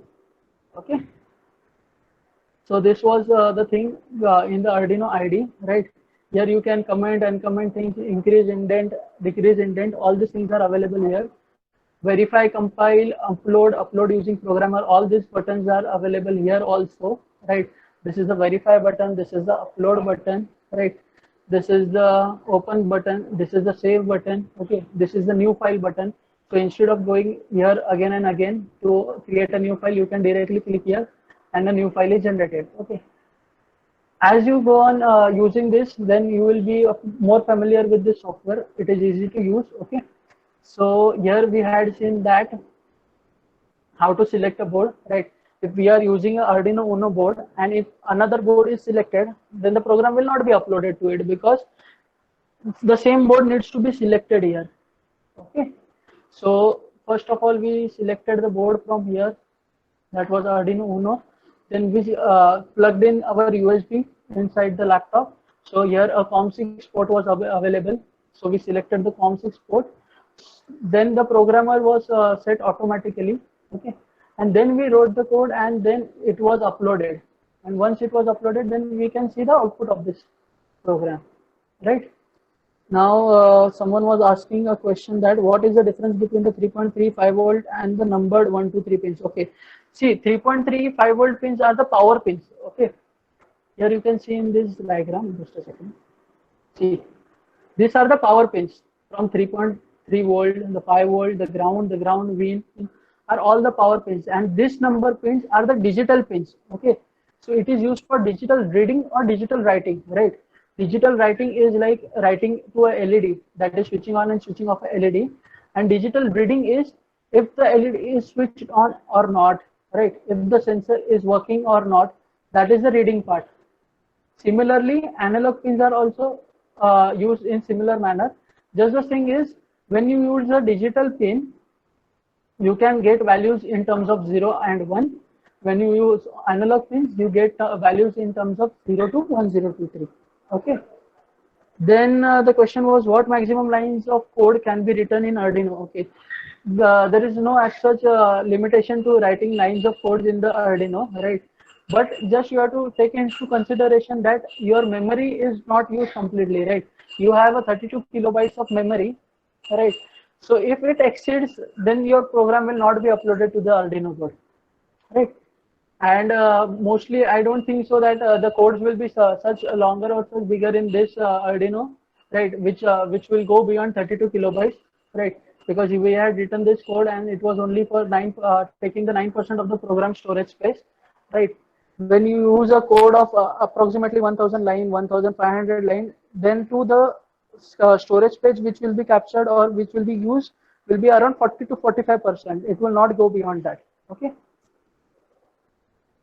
The next question was, can we use speakers with Arduino, like Arduino talking?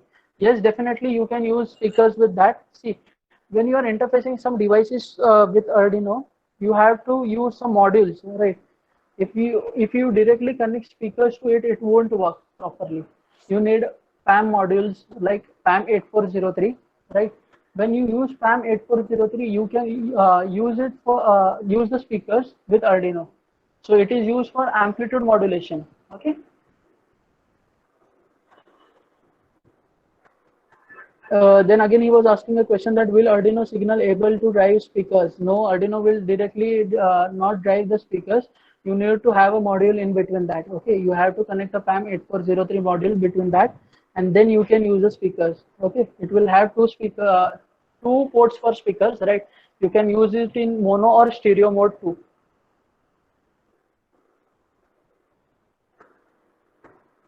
Anyone else who would like to ask questions? Or I'll show you how to add parts in the bridging.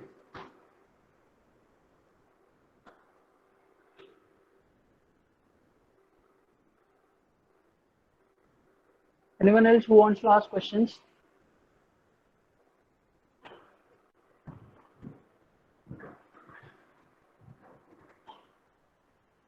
Okay, so now we will see how to add parts in the bridging.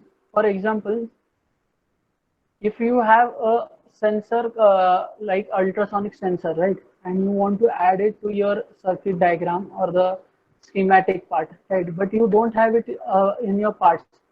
For example, you are searching for ultrasonic sensor and it is not available in your parts, right? Then what you can do is go to the browser, right, write here ultrasonic part bridging. Okay. Now here you can see that the sensor is HCSR04. Okay. Now here I can go and download the part from here. See, here you can see that a part is available HCSR04 FZPZ. So the extension for the part is FZPZ. Okay. So download the part only when the extension is FZPZ, or else it will not be added into your bridging parts. Okay. So I'll click here and the part is downloaded. Okay. Now what I will do is go to bridging, click on mine. So these are the list of my parts, right, which I have imported from the browser, which weren't available in the software. Okay. So this all parts are imported by me. So what I will do is right click here. Now I have got here an option of importing the part. So I'll click here import. Right, it will ask me from where to import the part. So I can go to my downloads, click here. See, here it is available HCSR04, but this part is already available in my part list. Okay, so it won't be imported, it would give me an error. See, there is already a part with this ID. Okay, but if this part is not available, then it would be added into mine parts. Okay, my parts, this mine section. Okay, someone is asking that online simulator for PCB designing. See, there are multiple online simulators, right? But the most used are Proteus and Eagle. For online, you can use the EasyEDA also. EasyEDA is a cool software, right?